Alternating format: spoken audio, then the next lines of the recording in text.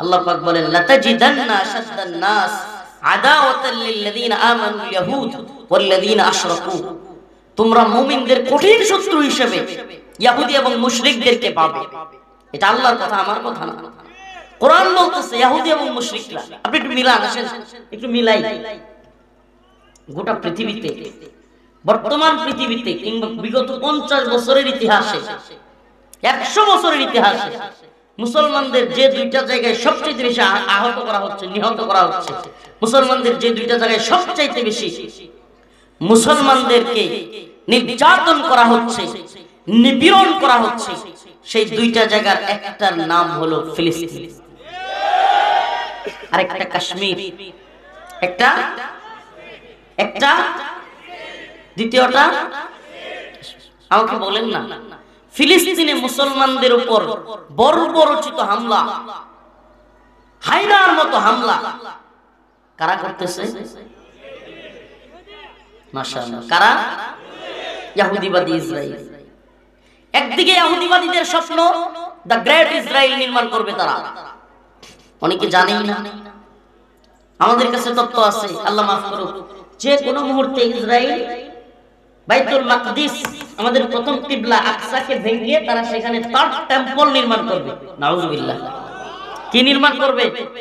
Third temple. একবারে সুনির্দিষ্ট plan করা তাদের। এই শান্তি চুক্তি, এই কি বলে যুদ্ধবিরতি, এগুলো হলো এদের খেলা।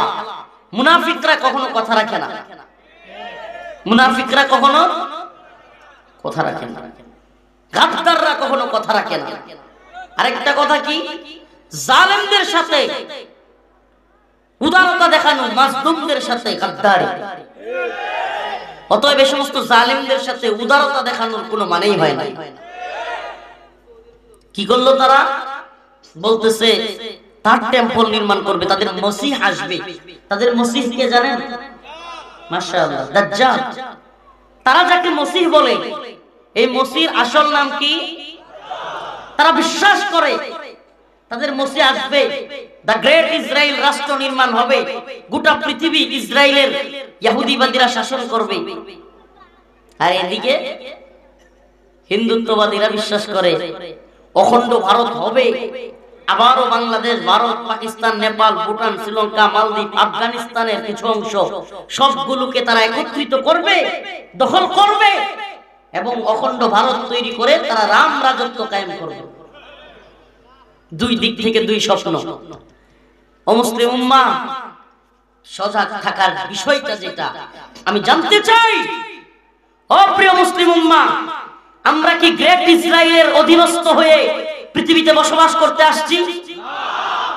অখণ্ড ভারতের রাম রাজত্বের অধীনস্থ হয়ে এই পৃথিবীতে গোলামীর জিন্দেগি করতে আসছি?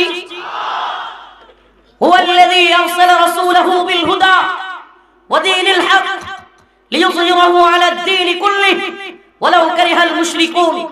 আল্লাহ পাক বলেছেন, আমি আমার রাসূলকে সত্য দ্বীন দিয়া হিদায়াত সহকারে পাঠিয়েছি, লিইয়ুযহিরাহু আলাদ দীনি কুল্লিহি, যাতে সকল দ্বীনের উপর এই দ্বীন ইসলামকে তিনি বিজয়ী করতে পারেন।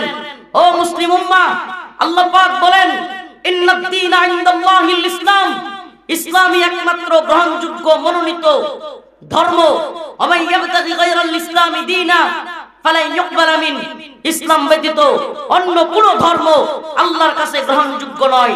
ও প্রিয় জাতি, যদি তাই হয় তাহলে আমরা কি গ্রেট ইসরায়েল কিংবা অখণ্ড ভারতের অধীনস্থ হয়ে গোলামীর জিন্দেগি করব, নাকি আল্লাহর গোলামি করে পুরো পৃথিবীতে ইসলামকে বিজয়ী করব?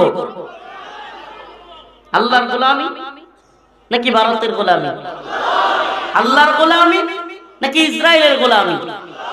বলেন না, আল্লাহর গোলামি